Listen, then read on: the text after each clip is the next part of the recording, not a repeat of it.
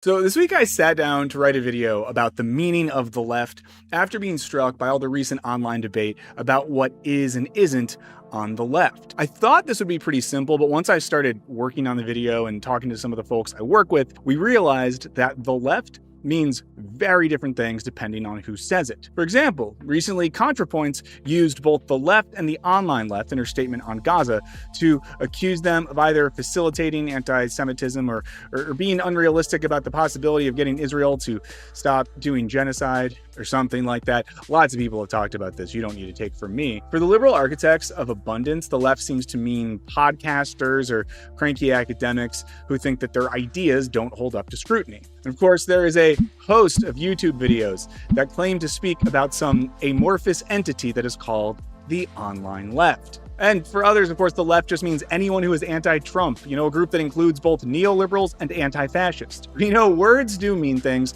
so I still wanted to make this video about the history and philosophy of the thing called the left, as I think understanding that history can better inform this general confusion. And in thinking through this topic alongside recently reading the work of theorist Anna Kornbluh, I think that the confusion about what is and isn't the left actually reveals a much deeper problem about what happens when our politics are something that we primarily discuss via social media platforms. I'll say more about this later, but it seems that when we don't utilize leftist political organizations or leftist philosophies to better understand contemporary debates, we risk fueling the content machine more than we are fueling a larger leftist political project. Hey, just a heads up, this is going to be a more casual one. It's just us having a conversation, so grab a beverage. Join me.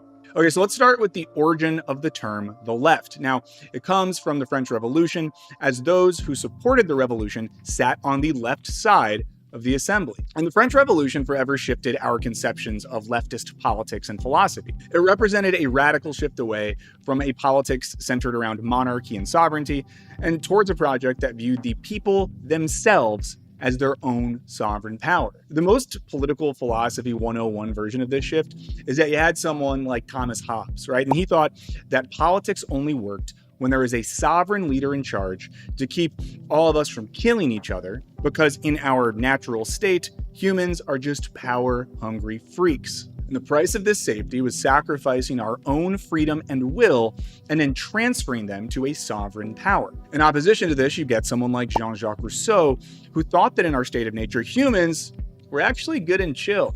It's society that makes us into a bunch of little assholes. Now, rather than an all-powerful sovereign, Rousseau viewed the government as the representative of the will of the people. So rather than sacrificing freedom so that the government or that a sovereign has power, we sacrifice our individual will for the sake of the collective will. And while Rousseau himself was not calling for violent revolution, his ideas helped shape the political philosophy that did fuel the French Revolution.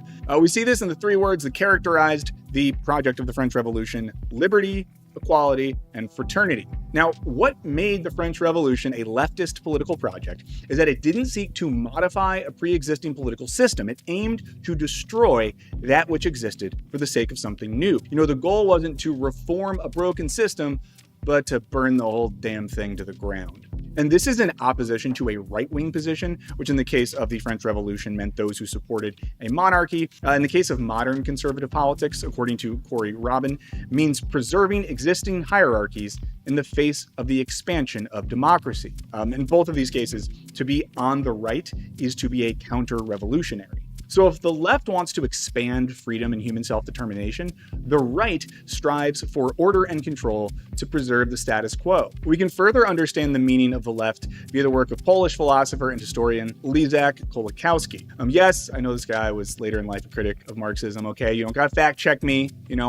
I know a few things. According to Kolakowski, the left is a movement of negation toward the existing world. For this very reason, it is, as we have seen, a constructive force. It is simply a quest for change. And Kolakowski notes that a utopian spirit motivates this desire for negation, writing that, thus the left is defined by its negation. But not only by this, it is also defined by the direction of this negation. In fact, by the nature of its utopia. In opposition to this, he calls the essence of the right the affirmation of existing conditions. So the politics, and as I'm going to talk about in a second, the philosophy that traces its lineage to the French Revolution aims at the radical expansion of human freedom and liberty and the destruction of existing systems which oppress this freedom. This is why institutions that seek to reaffirm what already exists or to reform existing systems of power are always going to be on the right. And that includes the Democratic Party and a number of liberal nonprofit organizations that might advocate for things that are good and cool. Now, on the other hand, groups historically aligned with the labor movement, socialist and communist politics, anti-colonial movements, and the like, are connected to that revolutionary leftist history as they seek the negation of currently existing systems and the creation of new systems that reaffirm human freedom, equality, and self-determination. You know, shout out to the Black Panthers, shout out the Zapatistas, shout out your favorite revolutionary movement in the comments. So if you and your friends wanted to do leftist politics, well, a good step is getting involved in an existing political organization grounded in these types of shared political principles. It's also why referring to those organizations and those involved in them as the left actually makes sense. Now, I'm going to say more about this in the final section of this video, but these sorts of organizations are necessary to help us make sense of our own political will and desires, and to figure out how to both think and act more strategically towards our shared political goals.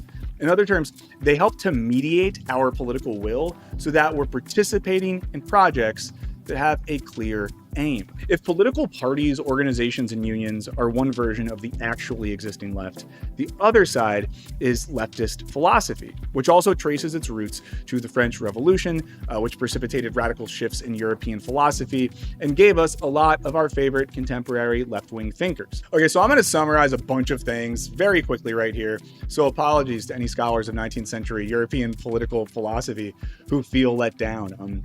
But if any of those people are watching this, hey, what's up? Share some of your favorite readings with us. But here's a bullet point summary of how we got from the French Revolution to modern leftist philosophy. Now, arguably the most important figure in modern European philosophy, Immanuel Kant, was supportive of the ideas of the French Revolution, while also being against the idea of revolution. You know, to put it differently, he wanted revolution in thought, but not in these streets. And he was basically a cop at the political level, but at the level of thought, he was really into the idea of freedom that's represented by the revolution. You know, Kant thinks that human thought is capable of way more than we previously realized. And for him, freedom enables the individual to assert their own autonomy, which is based in the authority of reason available to all. You know, he thinks that using your own understanding for yourself is necessary for truly realizing freedom as an adult. Now, in the wake of Kant, we get the German idealist, most notably Hegel. Hegel thought that the revolution represented something important in human history and thought.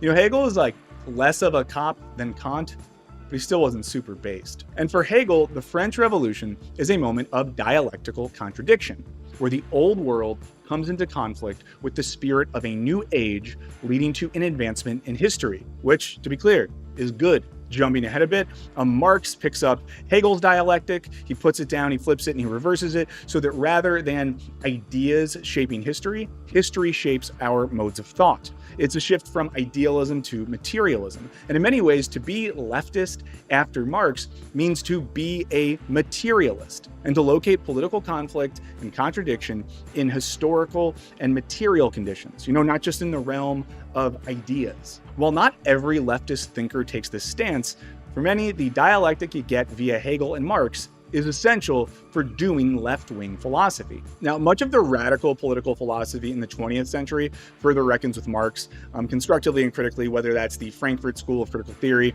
you get someone like Frantz Fanon's radical post-colonial thought, Jean-Paul Sartre's attempt to think Marxism and existentialism at the same time, a whole host of feminist and queer and anti-colonial indigenous thinkers, all using this type of thinking to push things forward.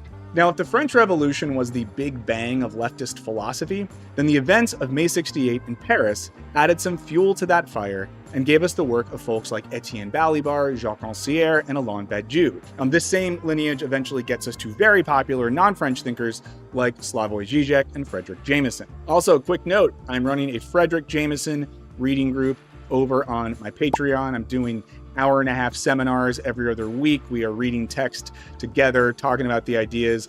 It's something that's accessible, I think, whether or not you have a background in reading theory. So if that sounds interesting to you, there's a link to my Patreon in the description. It's available at every level, so check it out if you want. It's been very fun thus far. Now, the important thing here isn't that all of these figures think the exact same things, but that they share a tradition of influence and critique, ultimately aiming at a similar political future.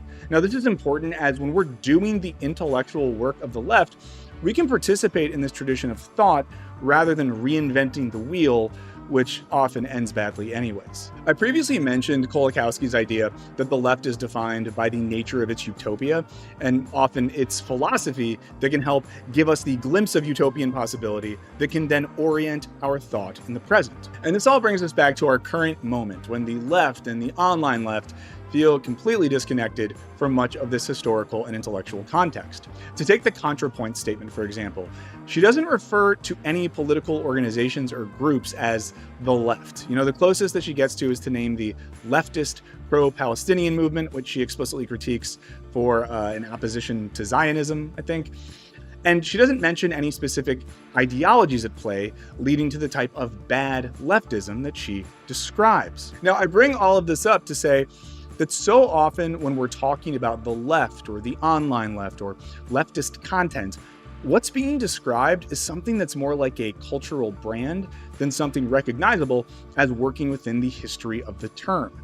While the term sometimes simply becomes anyone to the left of me who I happen not to like, such that even ContraPoints has been identified as on the left by other more right-wing detractors, ultimately what being on the left tends to mean in this context is participating in a particular form of cultural aesthetics associated with a specific group of podcast or YouTube channels or meme accounts. I recently spoke with literary theorist Anna Kornbluh about her book Immediacy, and I think her ideas can help us make some sense of the issues with how we think about what it means to be on the left, especially in a digital context.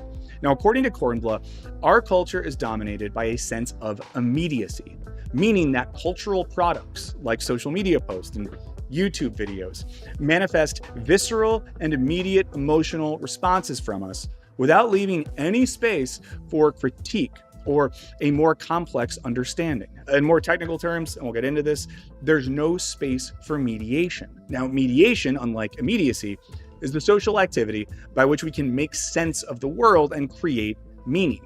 It's a way of understanding the complex relations between things and ideas. And it can also help avoid falling into the trap of emotionally fueled hot takes and reactions. Now, if we apply Kornbluh's analysis to this discussion of the left, it seems like lots of debates around what is leftist is just about the reactions or affects immediately produced by various cultural objects. So when it comes to being an online leftist, this might be one who reacts in the right way to the right posts and videos and utilizes the correct memes and maybe even occasionally leaves the house to show up to the right protests, making some content while they're there. But all of this is done without either A, mediating these ideas and activities through actually existing leftist political organizations, or B, the mediation of concepts or ideas from leftist political philosophy to help us properly analyze the situation.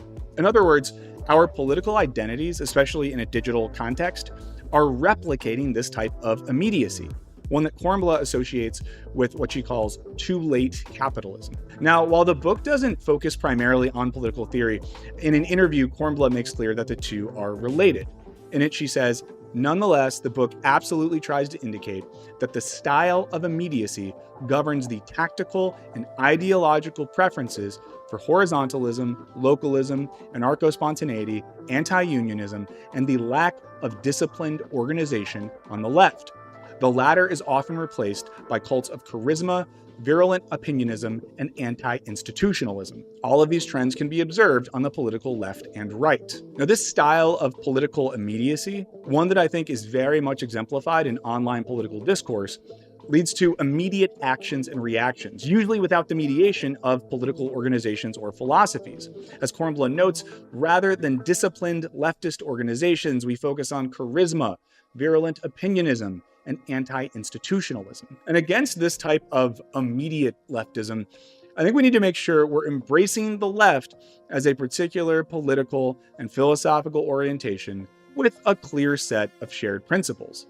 And we need to utilize leftist organizations and thinkers to help us mediate our understanding of and response to the political and social crises that we're currently experiencing.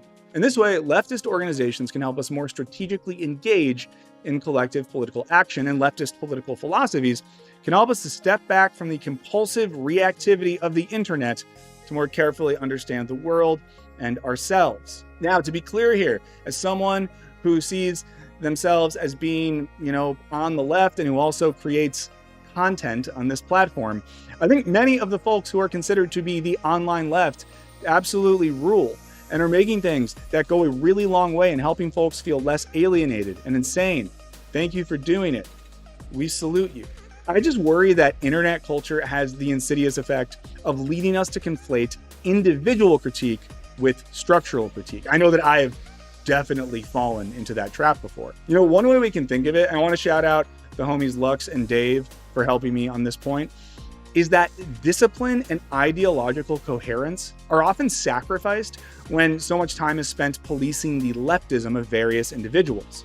Because so many folks in the online left community agree about 90, 95% of things, publicly squabbling over the remaining 5 or 10% can sometimes be counterproductive. This is another instance where the mediation of an organization can be helpful, as ideological debate can be useful in the context of a group of people organized around a specific political project. But when that debate spills into the creation of content that's ultimately just being monetized and reduplicated by algorithms, it's not getting us any closer to collective action or ideological coherence. So, to quote one of the greatest online leftist to ever do the thing, the late great Michael Brooks, let's remember to be ruthless with systems and kind to individuals. If you do want to hear more about Anna Kornblah's work, check out my recent interview with her over on the Sideburns channel, and check out her book Immediacy, published by our friends over at Verso.